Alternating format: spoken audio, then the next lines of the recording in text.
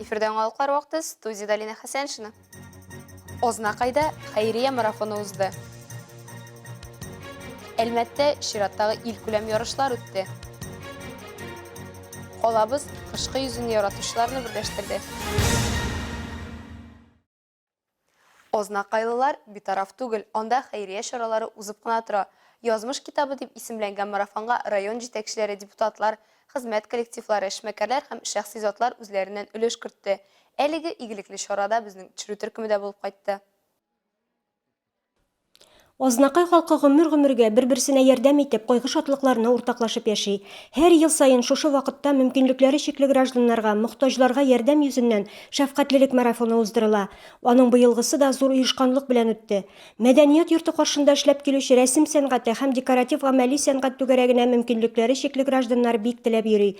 Түгәрәк җитәкчесе Венера Лотфуллина сүзләренә караганда, бүген биредә 40 кеше исәпләнә. Монда һәркем катнаша ала, яшь чикләүләре юк. Бу түгәрәктә шөгыльләнгәндә мин аларны уйлыйм инде. Аларның кул эшчәнлекләре дә яхшырадыр дип, шулай ук аларның күңел халәтләре дә, аларның уйлау, фикерләү сәләтләре дә, фантазиялары. Менә минем кулымда шундый матур карап. Әлеге карапны Шайдуллина Гөлназ иҗат иткән. Ул үзенең эшендә шпагат җипләре, капчык материаллары һәм кофе кулланган. Карагыз, нинди матур иҗат җимеше килеп чыккан. Бүгенге көндә Ознакай муниципаль районында 3700-дән артык инвалид яши, шуның 265-се балалар. Алар ярдәмгә мохтаҗ. Приехали с Ознакаевского дома-интерната. Без бүген Ознакай картлар һәм инвалидлар йортыннан килдек. Без Актүбә бистәсеннән марафонда катнашырга булдык. Мөмкинлеге чикле гражданнарга, инвалидларга социаль ярдәм күрсәтәбез.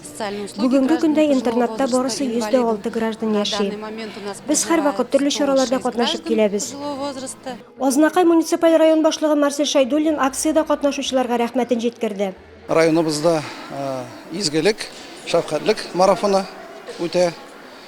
Бик күп җитәкчеләр, бик күп депутатлар, эшмәкәрләр, ознакайлар катнаша шушы марафонда.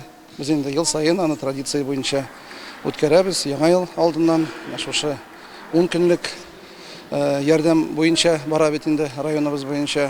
Ел дәвамында районда мөмкинлеге чикле кешеләргә, авыруларга, мохтаҗларга барлыгы 30 миллион сумнан артык ярдәм күрсәтелгән. Бу изге эштә аеруча Татнефть җәмгыяте зур активлык күрсәткән. Марафонда Ознакай нефть һәм газ чыгару идарәсе начальнигы Алмаз Фәритов та катнашты. Без бүгенге көндә тоже үзебезнең мөмкинлекләрдән чыгып бу благотворительный марафонга катнашуга безнең барлык кешеләр дә катнаша. Мөмкинлеге чикле кешеләр үзләренең сәләте, ихтыяр көче белән шаккаттыра. Алар төрле чараларда актив катнашалар. Марафонда да тамашачыларга сәхнәдән үзләренең җыр-моңнарын бүләк иттеләр. Шуларның берсе Гөлнара Абдуллина.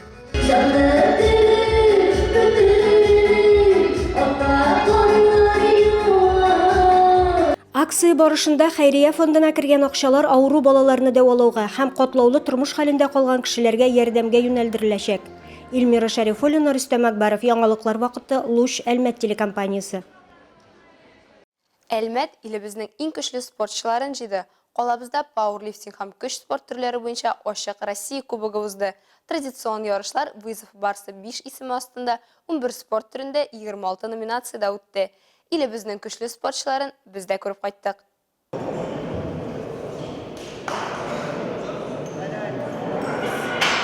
Россия кубогында 230 кеше катнашты. Алар 14 региондан яклап чыгыш ясады. Араларында Казахстан, Адыгея, Башкортстан республикалары, Тамбов, Белгород, Волгоград, Оренбург, Самара, Саратов, Свердловск өлкәләре спортчылары. 11 спорт төрендә чыгыш ясаучы һәркем иң яхшы нәтиҗә күрсәтергә тырышты.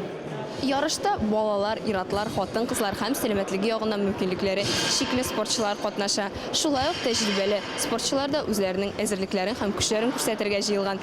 Мәсәлән, иң олы катнашучыга 81 яшь. Чыннан да ветераннар, дөнья һәм Европа чемпионнары җыелган Россия кубогы спортчылар өчен бик мөһим ярыш. Биредә беренче тапкыр катнашучылар да югарырак спорт разрядын алырга килүчеләр дә бар. Вызов барс ярышларының үзенчәлеге алар һәр вакыт Татарстанның нефть үзәгендә уза. Это у нас 5-е соревнования, первые были в 2018 году. Хочу сказать большую благодарность благотворительному фонду Татнефть, особенно Мамину Ренату. Он нам помогает постоянно. Татарстан Республикасы Dağın yoqlovchi komanda sostavida shaharimiz ham rayonimizning Temirga oshiq iri yigitleri de chiqish yasadi. Olma ağaçından yiroq tushmaganini rostlab, Enili qizili da, Etili o'g'li da elmatlilar kuch sinashdi. Powerlifting bilan 2008'den beri shug'ullanim. Anginchi ağır atletika bilan заниматься etdim Qozonda. Powerlifting bo'yicha kandidat master sporti, становый тяга bo'yicha master sporti, и mana bugun endi Rolling Thunder упражнениясы bo'yicha тоже кандидат master sporti yasadim endi. Shug'ullanim 3 yil. Men aloshi ikkinchi kishilar qirenda kuchliroq bo'lurga. Ko'pincha vizov barsda qatnasham. Birinchi o'rinlar olgan bor. Men menda shay. Komanda birinchiligida Boshqirdiston Respublikasi maqtovli 3-o'rinni oldi. Yorshalı shahari 2-chi, Elmat komandasi jinguvchi. Eligi yarışda yo'qdoshlarimiz sport masteri normativini o'tadi. Xalqaro klassli sport masteri ismini erishdi.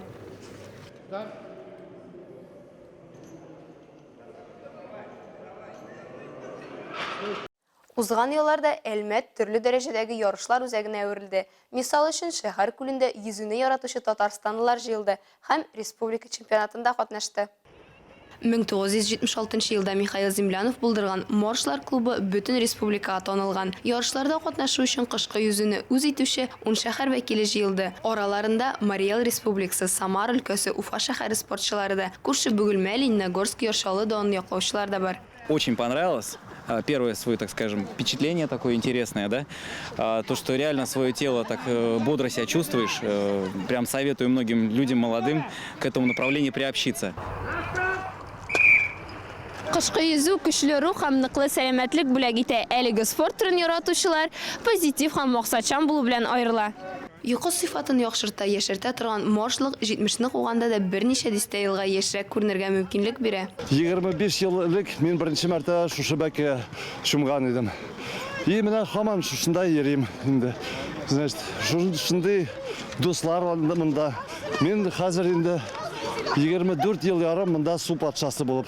Eligi o'zinchalikli yüzü türü bo'yicha Elmatda o'zgan Respublika chempionati yash kategoriyasi bo'yicha o'tdi. Sportchan qishqi yüzüda qatnashishga tilagan har kim uchun tub shart fizik salomatlik ham burshi turgan she'rlar bo'lmau.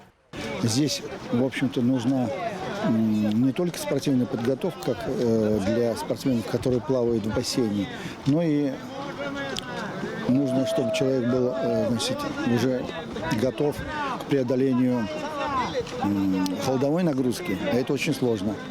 Sport ol disiplina, tırışlıq ham turmushdagi jingullarga tramplin. Eligi so'zlar irikli kurash bo'yicha o'zgan rayon birinchiligini oshib jiberdi. Ham yigit qizlarga jingu tugul, jinguga umtilish eng muhimi ekanini eskartdi.